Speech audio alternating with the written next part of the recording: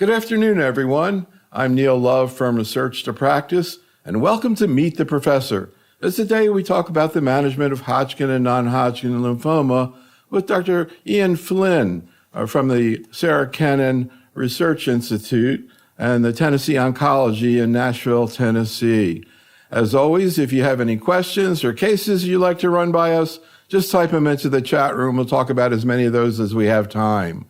As always, we have a quick 1-minute survey for you to take at the beginning of the meeting and another one at the end. If you could do that, you'll get a lot more out of this meeting. We'll learn a little bit about you. We do webinars all the time. On June the 28th, we've got a big one coming up on the management of endometrial cancer following the SGO meeting where 2 huge first-line trials were presented, phase 3 trials. We'll talk about how that's going to affect our practice. And then on July the 6th, we'll continue our ONS follow-up series with a program on chronic lymphocytic leukemia. We know a lot of people end up listening to our webinars. If you're into podcasts, check out our Oncology Today series, including a program we did on lymphomas based on the last ASH meeting. But today we're here to talk about Hodgkin and non-Hodgkin lymphoma. And as always, we have a bunch of docs from a community-based practice, general medical oncologists. We're going to be presenting cases today. Here's where we're heading. We're going to start out talking about, of course, one of the biggest stories in oncology, Hodgkin lymphoma. And then we'll move on to the others. We have time. We'll get into some papers that Dr. Flinn has done. So before we get started, just kind of curious if you have any overall impressions coming out of ASCO and, of course, EHA, particularly about Hodgkin. We're about to hear a couple cases of Hodgkin's. Any preliminary thoughts before we get into the cases about the big SWOG paper that was presented there? I mean, I thought that was fantastic. The plenary session that practice-changing data. I mean, I've already incorporated it into my practice and starting a new patient out this week on the new regimen with Nivo plus AVD. So yeah, I think it was great data. That's really going to change the way we take care of patients with Hodgkin. So we'll take a look at that in a second, but I want to start jumping right into how this might potentially apply to practice. I want to start out with a case, and I'll tell you, I just heard this case a couple days ago, and it absolutely blew my mind. I was like stunned by this case. And it wasn't so much the Hodgkin story, but you'll hear this in a second. Anyhow, 37-year-old man, well-controlled HIV. You're going to hear the story. This patient ended up getting presented with, I think, what was the standard of care before at ASCO, BV plus AVD. But there's another aspect to this case that is really interesting. Here's Dr. Morgenstein. 37-year-old gentleman presented with a large supraclavicular mass, asymptomatic, and he'd noticed it for, quite a while, probably at least 6 months. Was biopsied and found to be classic Hodgkin's lymphoma. His PET scan showed disease above and below the diaphragm. And then he got sick. He got sick on a dime. I mean, he started all of a sudden to develop night sweats, rapid weight loss, high fevers, severe cytopenias. When we treated him for his first dose of chemotherapy, his ANC was 0.16. And talk about having to really push your nurses into treating somebody. That was difficult. He had a brief hospitalization. Even I couldn't take it anymore, so I had to hospitalize him. But subsequently responded beautifully. Sweats went away, lymphadenopathy rapidly diminished. Interim PET scan was negative, and he's currently finishing cycle 5, tolerating very minimal neuropathies, but otherwise tolerating it great. So my question is now, with data that just came out, what is the best first-line treatment for a patient with Hodgkin's? How long ago was he diagnosed with HIV? He was born with it. Born with it? Yep. Wow. 37 years old, born with HIV, and still doing well. Before we get into the Hodgkin, have you ever seen that or heard of it? I have not. That is really tells you how the times have changed and how far we've come with HIV care. But that's amazing. Yeah. When I heard it too, I was thinking 37 years. I was starting to think about like CML and whether or not other parts of oncology will ever become like that. Any thoughts also about treating patients in general with cancer who have well-controlled HIV, and particularly Hodgkin? Also, the impact of transplant on these patients, particularly allogeneic. Yeah, I mean, I think in general, we just treat them like they don't have HIV, especially, definitely if they're well controlled and have undetectable viral load. I would treat them just as we would anybody else. I certainly remember the days in the early days of the HIV era when that was not true, and you had to cut the doses of chemotherapy down. The patients weren't well controlled, and the morbidity and mortality was quite high with these regimens. But nowadays, the new regimens, I would treat them just as any other patient. From a transplant standpoint, I mean, again, if this patient relapsed, he would certainly be a candidate for an autologous transplant, and just as anybody else would. And we've certainly done that, and that has not been any problem. Not really sure I would know. In this case, I don't think I would go to an allo for sure, but I'm not sure how an allogeneic transplant would affect things. Of course, you have all the immunosuppressant associated with that as well, which might be a little bit more problematic. I think there have been cases where the HIV went away after allogeneic. That's kind of what I was wondering, whether that, obviously with Hodgkin, he's not going to get that. But anyhow, any other thoughts about this case? Also, how he deteriorated so rapidly and the neutropenia. Any thoughts about that? Well, I mean, it does happen, right? So people, are well, and then suddenly they're not well, and they drop their counts. I mean, it is nerve-wracking, right, when someone has no neutrophils and you're giving the chemotherapy, but you have to realize that's the only way forward to get this person out of that. And that's exactly what this doctor did, and it sounds like he had a great response and very successful approach. So before we take a look at the ASCO data, I want you to take a look at another case, because this patient actually was on the SWOG study. And actually, this interview I did was only a few months ago. So I guess it was before the trial broke and, they knew that it was positive. But he got randomized to AAVD. You'll hear what happened to him. And one of the things I'm curious about is, first of all, if you saw him again, would you want to use the new regimen with the Nivo, because he had a lot of lung disease and pulmonary symptoms? But anyhow, just take a listen to the case first. 61-year-old man who presented with history of low-grade fever, significant weight loss, and worsening shortness of breath is what brought him to the hospital. And when the CAT scan was done, he had a left lower lobe lung mass with hilar adenopathy, left-sided pleural effusion, some atelectasis, and extensive adenopathy both above and below the diaphragm. So we did biopsy from the left supraclavicular lymph node, which confirmed that he had a classical Hodgkin's lymphoma. He had underwent a bronchoscopy. He's a never smoker, but I had to confirm that this was only one disease. He had an endobronchial lesion in the left upper lobe bronchus, and pathology was consistent with Hodgkin's lymphoma. So we put him on the SWOG trial, the 1826. This patient got randomized to AVD brentuximab vedotin. So he has so far received the first cycle of AVD-BV. So my questions are, any role of interim PET scan on these newer regimens? What would you do if on an interim PET, which I plan to do after 2 cycles, if he had still residual PET positive disease, would we change any treatment? Would we just continue and complete 6 cycles and then repeat the PET scan?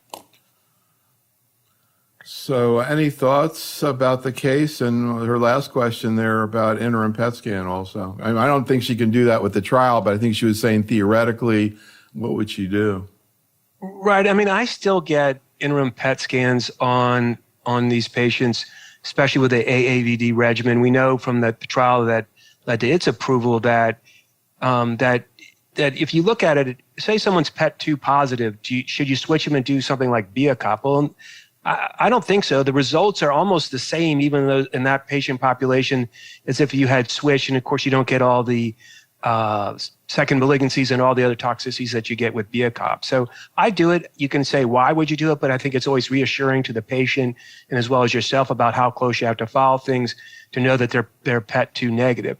I think the big question that comes up is with the new regimen, with the Nivo AVD regimen, with the inflammatory issues that can occur are there going to be false positive PET scans? And I think there you might, there I might not want to do it, or at least if I did it, I would interpret it with caution.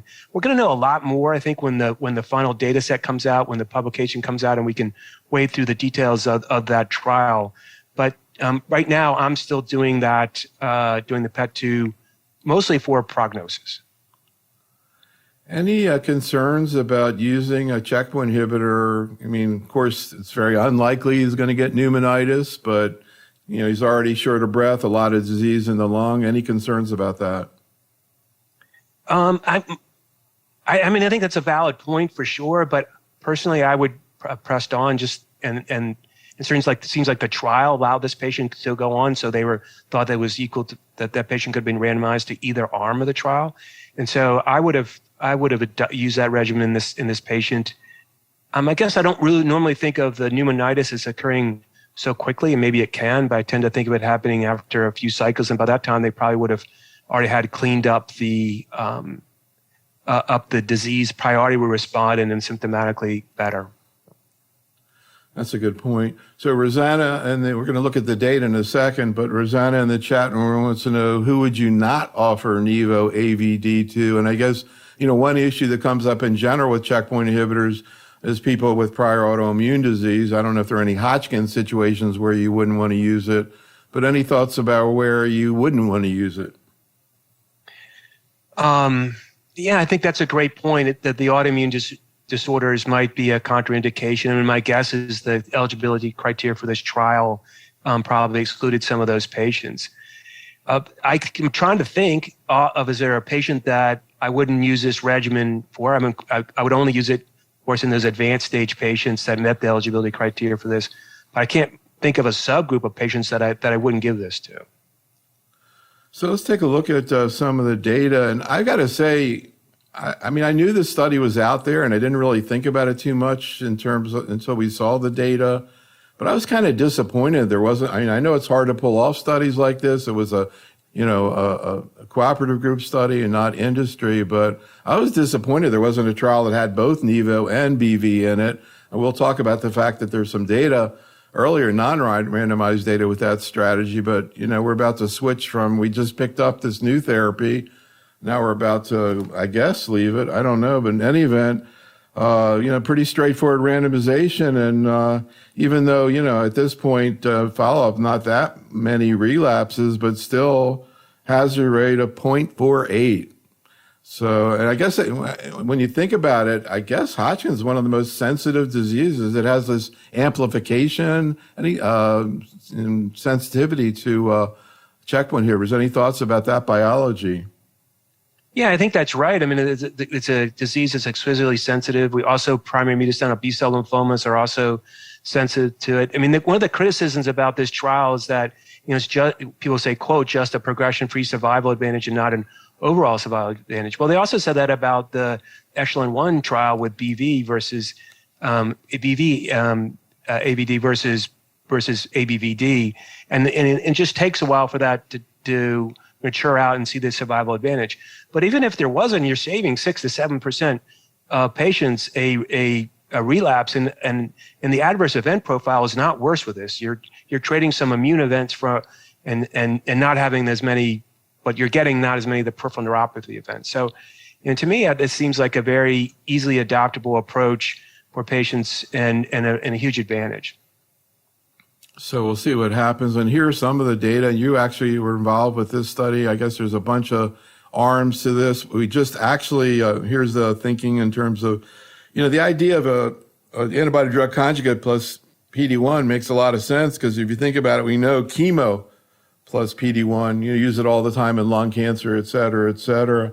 But again, just this week at the lymphoma, this is a press release that came out in the past, but just this week in Switzerland, the ICML, they literally had this poster out there with BV, Nivo, doxorubicin, dacarbazine, and this is the data they just presented in the last day or so. I guess a poster, 94% response rate. Any thoughts about that? You think this is where we're going to land in a few years? I think it very well could be. I mean, the discussion at the plenary session at ASCO was a lot around this, in the sense that it's not that BV is a bad drug. It's a great drug. It dramatically improved things for patients with Hodgkin's disease. Now the challenge is how to use them both, and maybe we can get rid of some of the other drugs, such as vinblastine, which is neurotoxic and overlapping toxicity with BV, with brentuximab vedotin. So trying to get rid of some of the other chemotherapy, incorporate these novel agents, I really think this is the way we're probably going to be going. Of course, it would be helpful if we had better predictors of response. BV, that seems like there's some patients who do really well with BV. Even, relapse disease, you can see some of these people do well for it. Have you seen that happen? With relapse and do well with BV? Is that what you're asking? Yeah, just BV alone, yeah. Yeah. I have seen that. I've seen that in actually even, there's a rare form of transformation, Richter's transformation, CLL with Hodgkin's disease. I've treated patients in that setting with BV and had long, durable remissions. So yeah, and other settings as well. All right, let's talk about mantle cell. So the two things that I thought were kind of hot topics that we definitely need to talk about. One, of course, we just talked about Hodgkin, but the other is the issue of BTK in mantle cell. There's not only do we have, I guess, the second generation agents, acalabrutinib, zanubrutinib, but more recently, we've got the approval of pirtobrutinib. So I'm really curious how you're thinking through that. We have a couple of cases, and then we'll talk a little bit about the data again.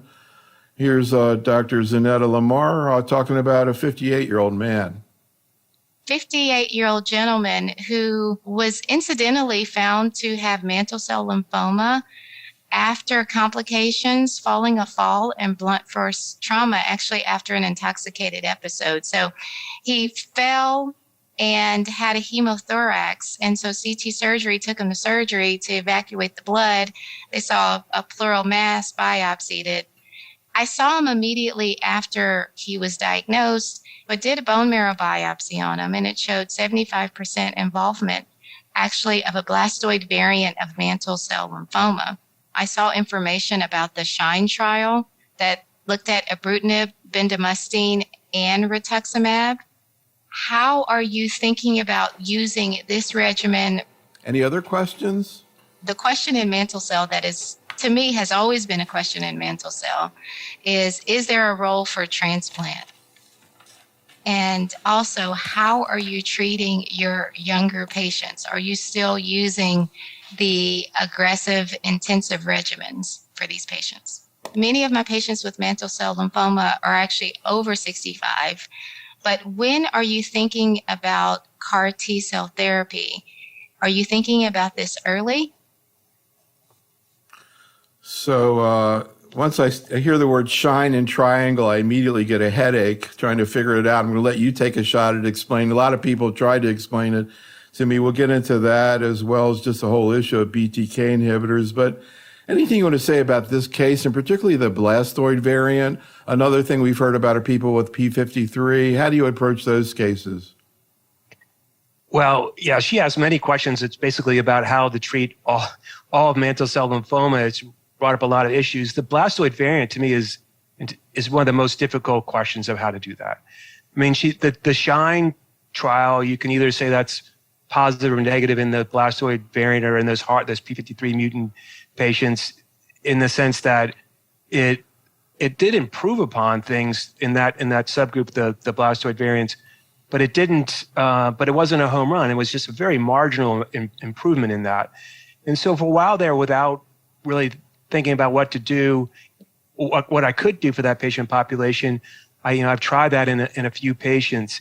The issue that comes up with that is if your next therapy in a blastoid variant is CAR T cells, well, then you want to avoid bendamustine, because we know that bendamustine is dramatically worsens out our ability to treat patients with CAR T cells. The outcomes are much worse in patients who've been previously treated with bendamustine, at least within the last year.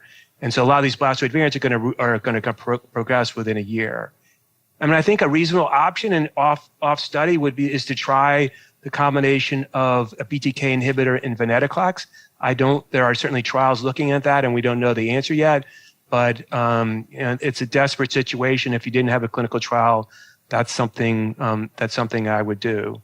She, I don't know. She also brought out some other questions, and if you want me to address them about where we're doing transplant these days, in the Triangle trial.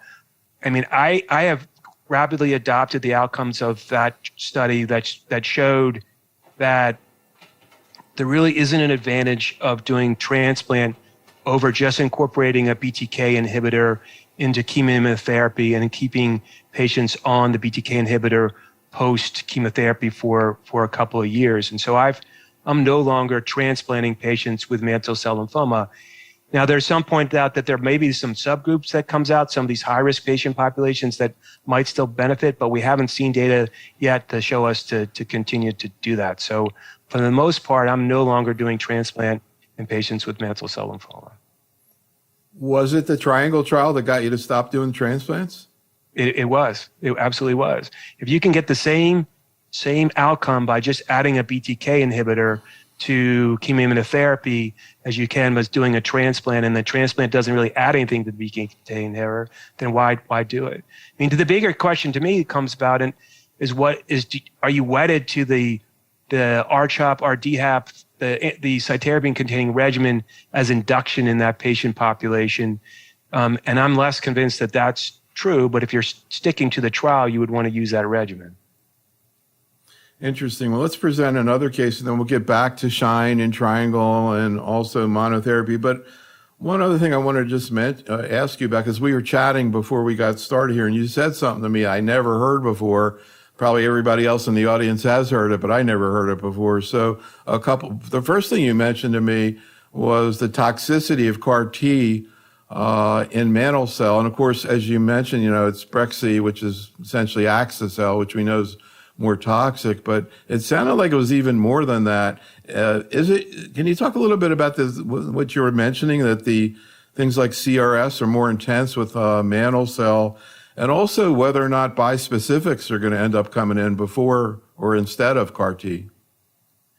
Yeah, and that's right. I mean, patients who have a mantle cell lymphoma and get a CAR T cell, it's a much more difficult road. They have higher incidence of adverse events, much more CRS. There's neurotoxicity. Every patient that we take through it honestly seems like they develop a problem. And whether it's just the bulk of disease, the fact that they're very, for lack of a better term, inflamed when they go into it, it's definitely more difficult patient population. And I do think this is a great opportunity for the bispecifics to come into this setting. The data with glofitamab is excellent in mantle cell lymphoma and other diseases as well, but in mantle cell lymphoma, which I don't think we have any evidence that CAR T cells are curative, to me, the glofitamab it's a natural place for that to go, and hopefully that will get a label in that setting in the not too distant future. So Abdul in the chat room wants to know about rituximab maintenance after transplant. Of course, you said you stopped doing transplant, but he says, what about that? Or what about using a BTK as maintenance instead for people who still are doing transplant, or for you in general, are you using R maintenance? Right. So I think that R maintenance, if you're doing a transplant, has been the standard of care. There's great data that shows that after transplant it improves progression-free and survival and overall survival. We had a trial at SCRI looking at using acalabrutinib instead of rituximab maintenance after an autologous transplant. It was based on minimum residual disease, and we had to close it coming back from ASH because there wasn't patients that we were going to transplant anymore, and so we closed that just because of the changing treatment paradigms. But if someone was to get a transplant, I would definitely do rituximab maintenance. That said, in this era of COVID, I lost a number of patients. 4 or 5 patients getting rituximab maintenance after a transplant for mantle cell lymphoma who were in complete remission to COVID, and it's devastating. Wow, that is terrible. Amani in the chat room wants to know about the potential role of transplant after CAR T in refractory disease. In mantle cell lymphoma, I think the likelihood of you getting someone back into remission in order to go to a transplant, an autologous transplant, at least, when I think that, I would say the same thing for an allogeneic transplant, you have to be in remission. So the likelihood of getting someone into a remission after CAR T-cell for mantle cell lymphoma, I think, is very, very small. You also have to have good hematopoiesis. And we know that there are many patients who are treated with CAR T-cells have these persistent cytopenias that also might make it difficult to do a transplant, to collect the cells and so forth. So let's hear about another mantle cell case, and then I want to pick your brain a little bit more about BTK and also which BTK. Here's Dr. Buffalino talking about a 56-year-old man. He presented to his primary care doctor just about a month ago now with a new elbow mass. It was not painful, ended up seeing an orthopedic surgeon and underwent an MRI of the left arm that showed a 3.5 centimeter circumscribed mass in the tissue medial to the elbow. At that point, he underwent an excisional biopsy of the mass, and that was consistent with mantle cell lymphoma. We did a PET CT hoping it was maybe localized disease to the elbow, but unfortunately, he was found to have stage 4 disease. He has involvement in the neck, chest, abdomen, pelvis, and then sort of this area in the elbow. He is completely asymptomatic. He has an ECOG of 0. So I guess what I wanted to sort of discuss is initial or induction therapy in young patients who are healthy with newly diagnosed mantle cell lymphoma. And then my follow-up question to that is, what is the role of combining chemoimmunotherapy with the Bruton kinase inhibitors in the upfront setting? And also your indication to treat mantle cell. This patient was asymptomatic. Any thoughts? Yeah, I mean, I think you can watch patients closely until they start to develop symptoms and then treat them. It sounds like this patient has classic mantle cell lymphoma rather than the indolent variant. Indolent variant is often with splenomegaly and high white count. This patient probably is classic. So you could watch it for a while. My guess is probably not going to watch for very long. And so I would also think it's also reasonable to start therapy soon. For this patient, I have adopted, as we mentioned earlier, the triangle approach of giving chemoimmunotherapy followed by 2 years of maintenance with 2 years of maintenance with a BTK inhibitor, and also with rituximab in that patient population. And this patient is someone I would probably give them the regimen, even though I hate it, of the R-CHOP, R-DHAP regimen as it was done in Triangle. For many other patients, older patients, I'm doing basically the same thing, but I'm using bendamustine rituximab. And it's different, I think. It's really hard to reconcile those two trials with this trial with SHINE, where you gave the BTK inhibitor wherever. I'm really not doing that anymore. I'm really doing a limited number of a couple years of therapy, and hoping that's sufficient. And maybe you can use the BTK inhibitor later on if the patient progresses. So in your older patients, you're using BR plus BTK? So I'm using BR. It depends on how old they are, but if they're 65 to 70, I'm using a very similar regimen, BR plus BTK inhibitor, but not doing like the SHINE study and giving it indefinitely. The problem with the SHINE data for me was, while you definitely is a positive trial and you improve progression-free survival, it's the amount of progression-free survival is about the same as you get if you did them sequentially rather than concurrently, and then you have all those years of acquired adverse events. And so I've sort of gotten away from that in that patient population. I also think it's very reasonable just to give the person give them BR and then wait for them to progress and start them on a BTK inhibitor at that time. I mean, I don't know that we know one's better than the other. I'm just trying to reconcile these different data sets, which I think are very conflicting. So when you do use BR plus BTK, which BTK? So I don't use ibrutinib anymore. I either use a acalabrutinib or zanubrutinib. I think most of the studies with zanubrutinib show a little bit more of neutropenia, so that'd be one reason why you wouldn't. On the other hand, I think the cardiovascular side effects are probably the best seen with zanubrutinib, and so I don't really have a one favorite BTK inhibitor. I'm willing to use either. I am using a little bit more zanubrutinib recently than I have been in the past, but I think honestly either was fine. So that brings us to this issue, which is BTK monotherapy, up to now more commonly used in the second line setting. And of course, ibrutinib was actually, the approval was actually withdrawn fairly recently for mantle cell.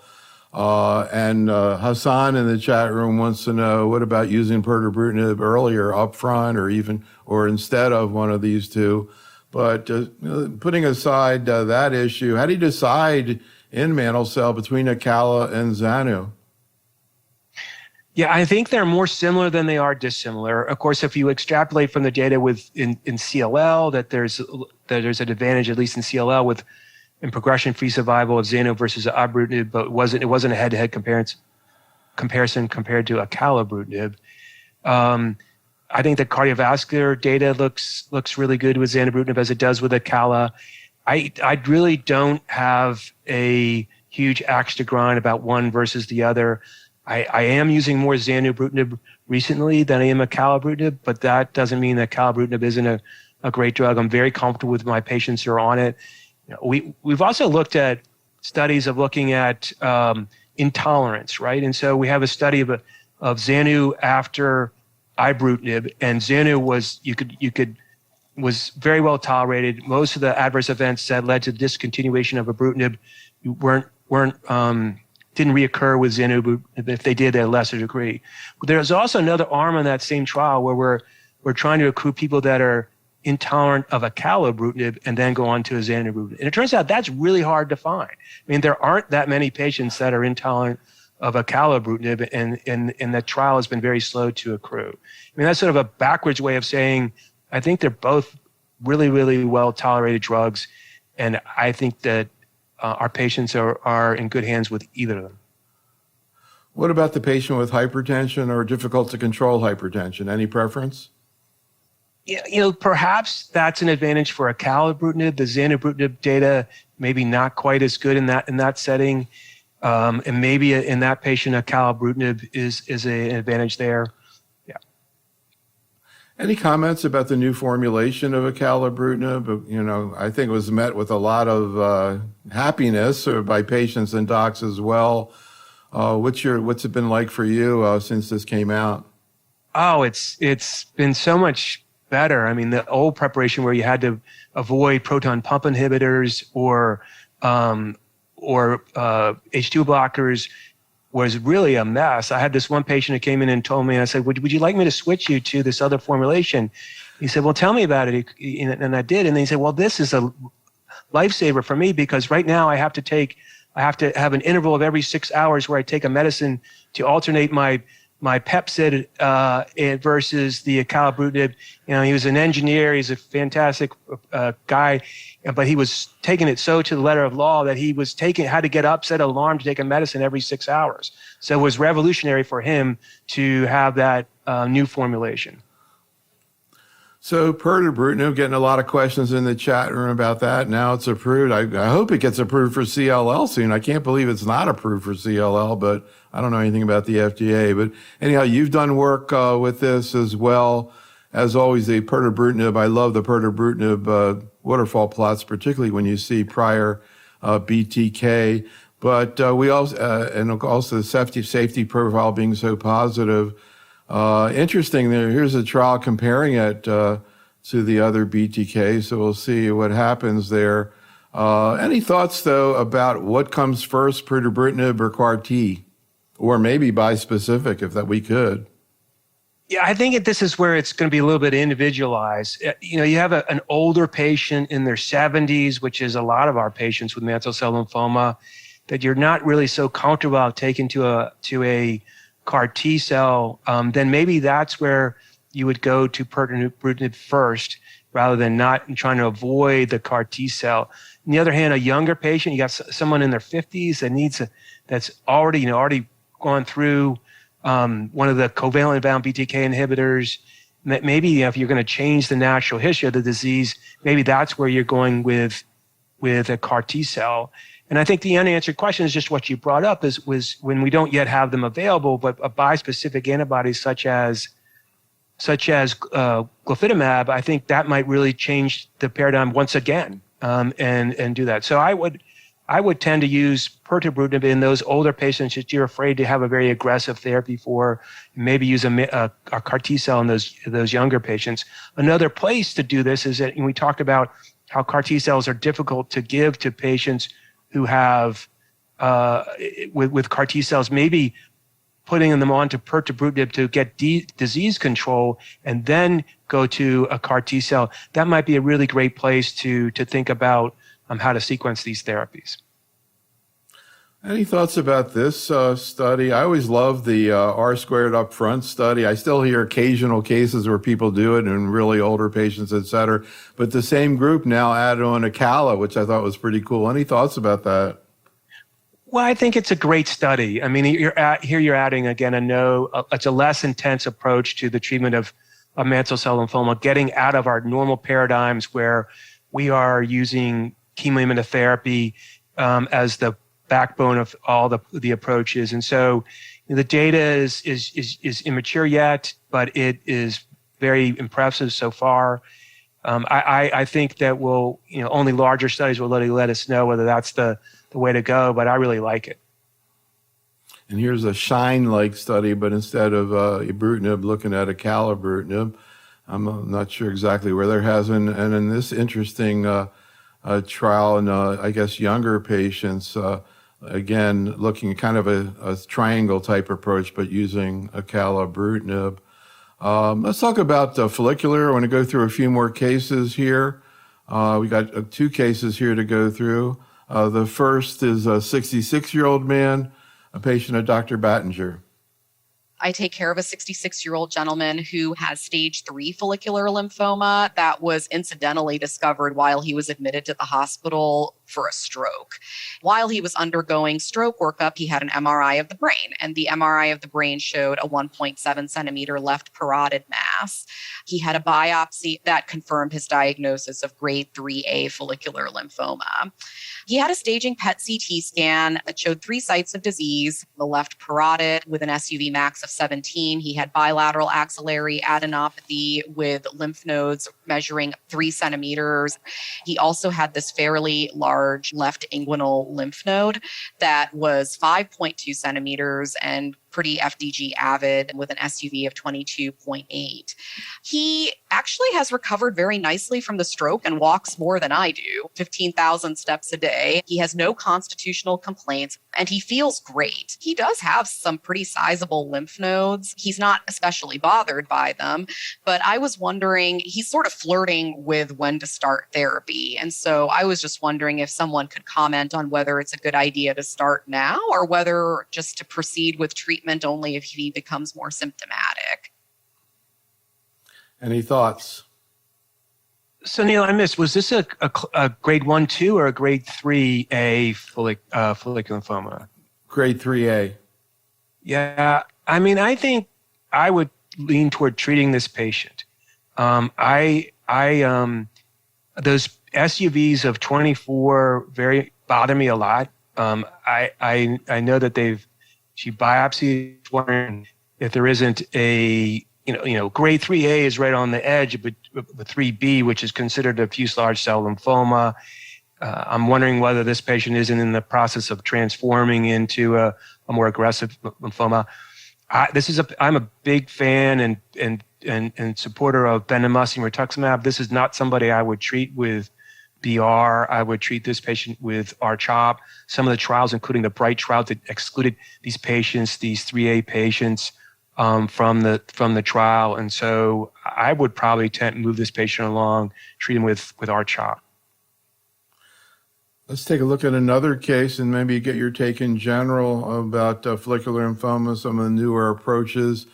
This is a 39-year-old woman, a patient of Dr. Morgenstein. 39-year-old woman who came to me after years of not having medical care, Spanish speaking only. When you talked to her, she noticed lymphadenopathy for years.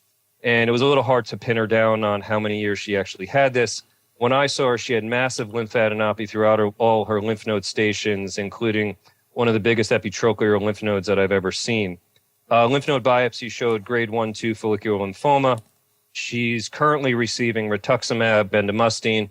After cycle 1, really just after a couple of weeks, she had prompt resolution of her lymphadenopathy. No evidence of transformation either on PET scan, on symptoms. So the question is, what is the best first-line treatment for follicular lymphoma? And particularly, what's the best anti-CD20 antibody? Is it obinutuzumab or rituximab? And what is the role and duration of maintenance rituximab? And I should say that the epitrochlear node was 7 centimeters. Could you imagine that? 7 centimeters. Anyhow, any thoughts about his questions about obinutuzumab and upfront treatment? Actually, Muhammad in the chat room was talking about the 3A patient, said, what about R squared? And I'd say, what about R squared bispecific, I guess, is being looked at in trials. Any thoughts about these questions about upfront treatment? Well, I mean, I think I still tend to use bendamustine rituximab. I certainly think R squared, we know that that's, roughly equivalent. You could have used R squared in this patient population. I tend to save R squared for second line therapy. I tend to use bendamustine upfront. I still use rituximab, not obinutuzumab. I'm convinced that obinutuzumab is probably a better antibody, and it makes its most apparent but I'm not so sure it's all that much of a better antibody in follicular lymphoma or lymphoma in general. And it probably does have more hematopoietic toxicity and other adverse events. And so I use TER. He also asked the question about maintenance. And here, I for many, many years, I used rituximab maintenance in patients that we know that improves progression-free survival, and hoping that it would ultimately translate into an overall survival advantage. And that overall survival advantage has never materialized.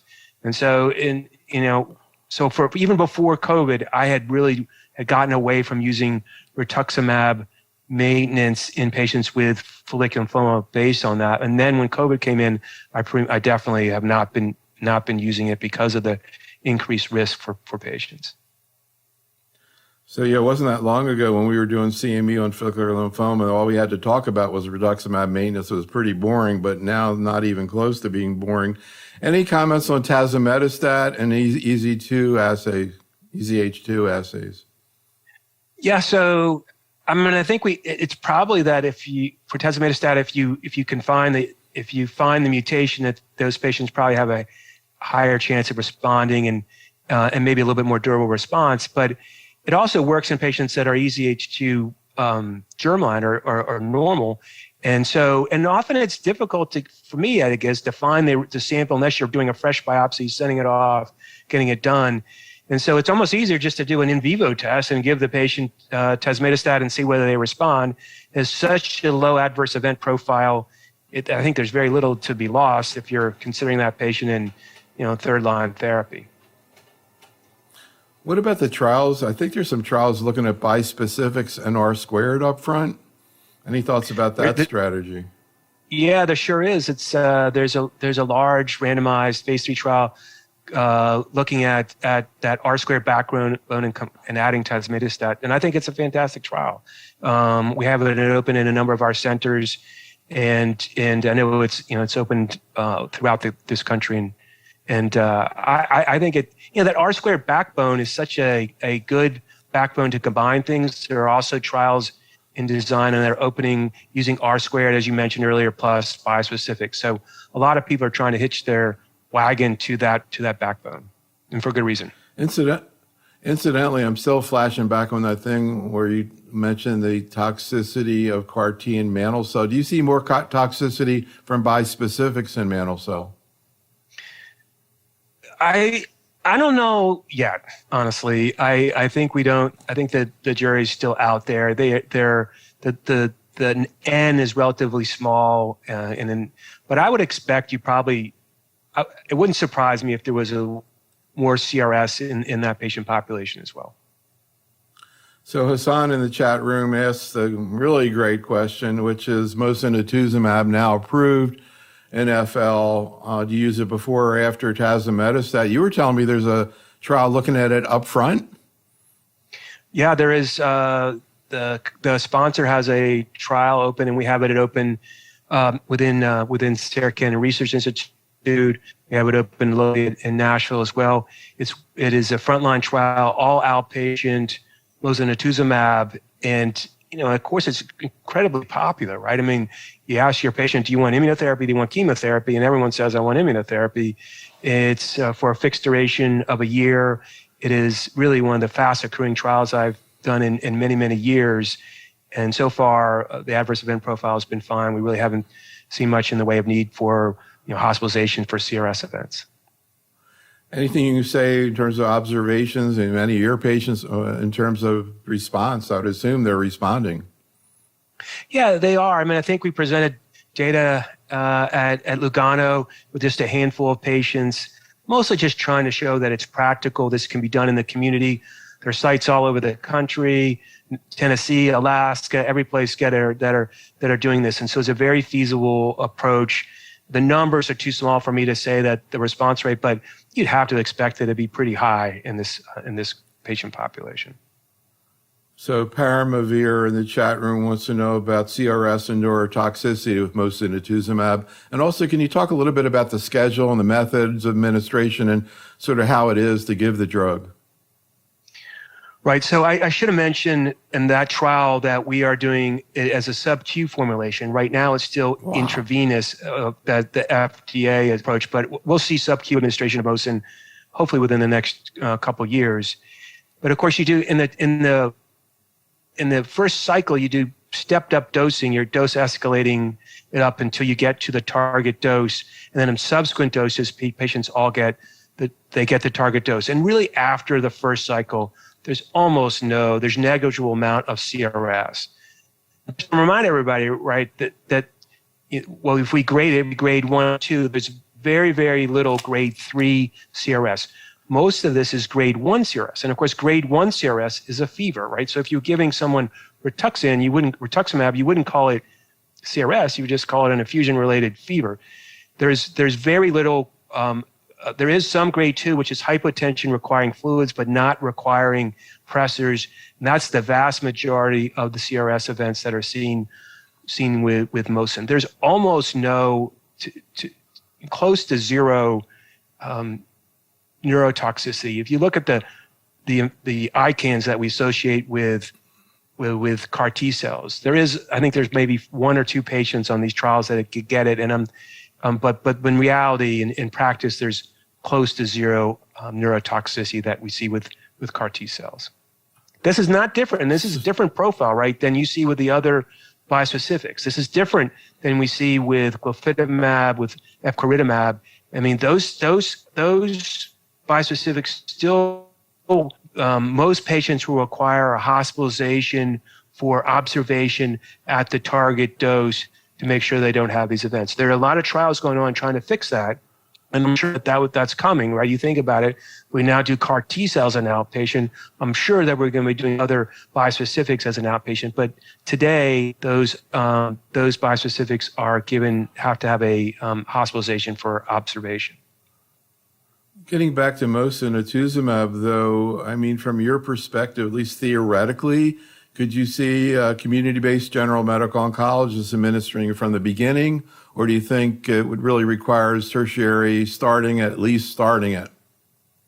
For mosun, no. I mean, these are all my partners within Tennessee Oncology. I think we treated maybe 45 people not in the central facility, but in the community offices throughout Middle Tennessee. So yeah, no, I think it's absolutely this is something that can be done within the average community physician's office. Another question from the chat room. In general, is CRS related to bulk of disease? I'm not so. And again, I think that might vary from one product to the next, but not that I know of per se that's so clear cut that there's a difference with the bulk of disease. You kind of not like TLS. Here's an oldie but goodie: rituximab single agent versus BR. Well, I mean, I think it's a different patient, right? There are some very durable remissions with single agent rituximab. I remember the old Swiss cooperative group trial. There were people that were on remissions for 7 years in a minority of the patient population. To me, it's a little bit a different group of patients. That's an older patient that you're worried about giving them standard chemoimmunotherapy to. All right, let's finish out with diffuse large B-cell. We have a couple of cases here. Another FCS doc, Dr. Zafar, you probably know him, 82-year-old man with a lot of comorbidities.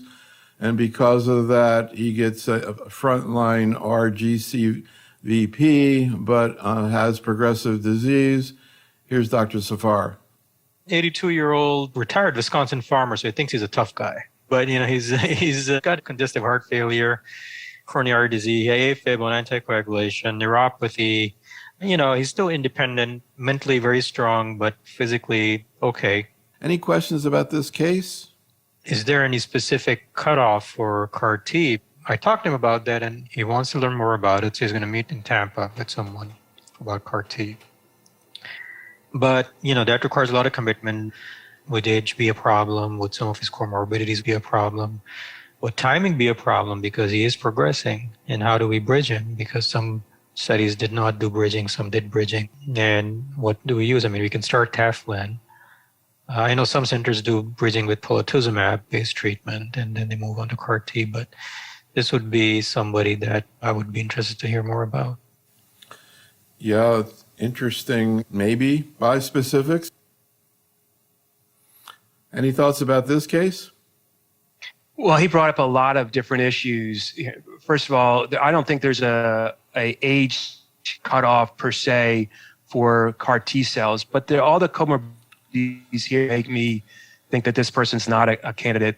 And most notably, the cardiac issues, including the CHF. And this is it's a risk-benefit analysis, and you have to say, what's the upside for this patient with all these comorbidities versus the downside? I mean, he could get hurt pretty badly with CAR T cells. And so, I'm not so sure this patient would survive it if he got into, if he had to go to the ICU.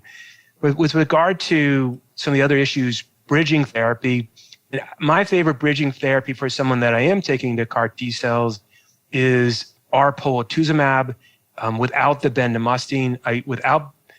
Some people consider therapy before we CAR cells as bridging, and some people afterwards. You definitely don't want to give anything. If you can avoid any therapy before we harvest the T cells, you're better off, right? Because then those cells become less fit, and there's reason to believe that the efficacy goes down. We know from certain studies that those patients who require bridging either before or after, I mean, in between the time you harvest the T cells and they receive treatment, the outcomes are inferior. But that's a little bit of a chicken the egg thing. That probably has to do with the fact that those patients were just sicker and required therapy and couldn't be maintained with steroids while the CAR T cell was being manufactured. So I would avoid tafelen in a patient that I was taking to CAR T cells, at least the reason I say that is I'm not sure about CD19 therapies in someone you're about to give CAR T cells. If they got CD19 a couple of cycles, a couple of therapies before, well, I'm not so worried about it. But immediately prior to receiving CAR T cells, I would probably avoid CD19 based therapy. We don't know about giving the bispecifics. And so you wonder whether that's a new therapy that could be given for this patient population. You don't have, they're CD20, CAR T cells are targeting CD19. Theoretically, that's not an issue. I don't know if there's any issue with increased toxicity afterwards with giving the CAR T cells. It's a really important question that's not answered yet. We do know that bispecific antibodies work after somebody has relapsed after a CAR T cell, and there's efficacy there. If he's not going to go to CAR T, what would you be thinking about? So I would think long and hard about either using epcoritamab, but of course that's approved for third line, not second line. So that's a little bit of a handicap. the BR Pola regimen is also approved as third line, not as second line. That said, I think it's been around a lot longer, and I'm not sure that we would get as much pushback in that setting. If that would be my therapy of choice. Probably, I would probably drop out or dramatically reduce the dose of bendamustine in that patient. Dilip in the chat room wants to know what geriatric evaluation you do for 70-plus-year-old patients. Gosh, I don't have a formal geriatric evaluation. Probably should, but I don't have it. It's more of an eyeball test and their performance status. And, you hear about some people just how fast it takes them to walk, 10 yards, their ability to get out of a chair, things like that. It's more of an eyeball test than some formal test that I put people through. Yeah, I had a feeling you were going to be an eyeball person. All right, let's hear one more case. There's another case from Dr. Lamar, a 75-year-old man. This is my 75-year-old contractor who developed rapidly progressing proptosis of the left eye. He had an MRI that showed a 5.4 centimeter mass extending from the sinus, causing his eye to bulge out. He went to the ophthalmologist, had a biopsy performed, and that confirmed diffuse large B-cell lymphoma with double protein expression, but there was no evidence of double hit. His IPI score was 2. He was initially treated with R-mini-CHOP, and then I saw him and I actually gave him full dose R-CHOP and then systemic methotrexate for CNS prophylaxis, and he is currently in a complete response. So he was started out on treatment by another doc? Right. And they decided that they were concerned about giving him full dose R-CHOP just because he was 75 or some other reason? Yes, so they were concerned about giving him full dose R-CHOP because of his age. But otherwise, he was a healthy 75-year-old? Yeah, he was building houses. Wow. He said, I was building houses before my eye came out. Wow. So what are the questions you'd like to hear discussed? So patients with an IPI score of 2 or higher, are you automatically incorporating polatuzumab? Any thoughts about this case? Have you seen anything like this in the eye, incidentally? Yes, and then also the eye and the sinuses, it's relatively, it's a not uncommon presentation. The eye itself, a little bit unusual, but for a large cell, we see many other lymphomas, mantle cell lymphoma, follicular lymphoma, marginal zone lymphoma, we see in the eye like that. To her question, I generally have been adding now using the polatuzumab regimen, the Polarix regimen for patients with IPI 2 and higher. And again, I think there's not a survival advantage. And is it wrong not to do it? Probably not. But I don't see the downside of doing it. There really isn't an worsening of adverse event profile in that patient population. So also want to ask you, we were talking about BTK a lot before, and I'm curious about your thoughts in terms of BTK and diffuse large B-cell. We see this phase 3 study that's ongoing, adding in a BTK inhibitor, acalabrutinib, to R-CHOP in untreated non-germinal disease. Any comments on that strategy and where you think it's heading? Any comments? Well, there was a study with ibrutinib that showed that in the younger patient it was a post hoc analysis, but in patients with non-GCB patients, there was a benefit in those patients who received ibrutinib in younger non-GCB patients, but it never got approved based on that. So I think it's a reasonable study and a hypothesis. My problem with this whole approach is that we now have the bar has been moved. We now have the Pola-R-CHIP regimen that's improved things, and this is such a small subgroup of patients. Is it really the study might be positive, but in the end, is it really going to be used when we have these other regimens that are now available?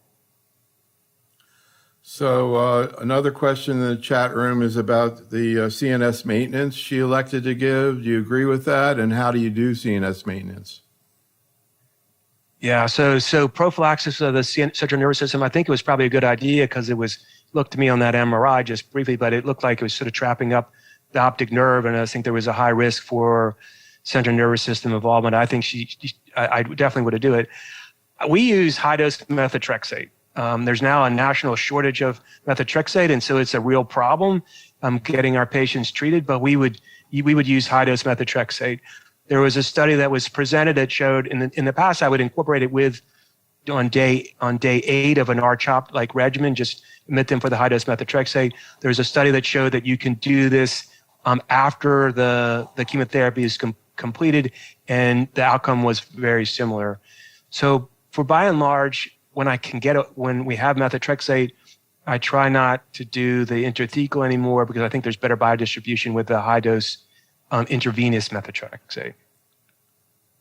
And here's another study looking at BTK acalabrutinib, and this with our mini CHOP, which is interesting. She was asking about. All right, one final quick case from the chat room. I can't resist. This is like an elevator case. You get on with the 12th floor, and the person's next to you, and as you're going down, they go, this is venue.